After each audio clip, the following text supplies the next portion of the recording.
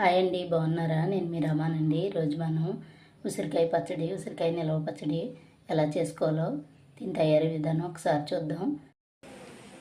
ఇలా పొడి క్లాత్లో వేసుకొని తడి లేకుండా తుడుచుకొని ఘాట్లు పెట్టి ఆయిల్లో వేయించుకుందాం. ఒక్కొక్క కాయ తీసుకొని ఇలా మొత్తం ఉన్న బ్లాక్ తీసుకోండి, కుంటే సరిపోతుంది. ఇలాగా మొత్తం అన్నీ కూడా ఇలా నాట్లు పెట్టుకొని ఒక స్పూను మెంతుల్ని డ్రై రోస్ట్ చేసుకుందాం. దీంట్లోనే ఒక స్పూను జీలకర్ర వేసుకుందాం. వీటిని చల్లార్చుకుందాం. వేరుశనగ నూనె వేసుకుంటున్నాను. 300 గ్రాములు తీసుకున్నాను నేను. ఉసిరికాయలు 1/2 కిలో ఆయిల్ సరిపోతుంది. ఉసిరికాయలు వేసుకుందాం. ఇలా ఆయిల్లో వేసుకొని సన్నని మంట పైన ఒక 5 నిమిషాలు వేయించుకున్నామంటే ఒకసారి మీరు కూడా ట్రై చేయండి. ఫోర్క్తో ఇలా గుచ్చి చూడండి. ఇలా కొంచెం దిగిందంటే వేగిపోయినట్టే. ఇప్పుడు తీసుకుందాం. మనం పచ్చడి కలుపుకునే బౌల్లోకి వేసుకుందాం.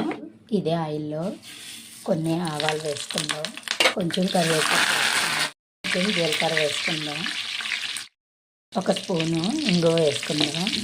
కరివేపాకు వేసుకున్నాం కదా, కరివేపాకు క్రిస్పీగా అయ్యే వరకు కొంచెం వేయించి ఈ ఆయిల్ని చల్లార్చి తర్వాత వేసుకోవాలి. వేడి ఆయిల్ వేసుకోకూడదు. ఒక స్పూను పసుపు వేసుకుందాం.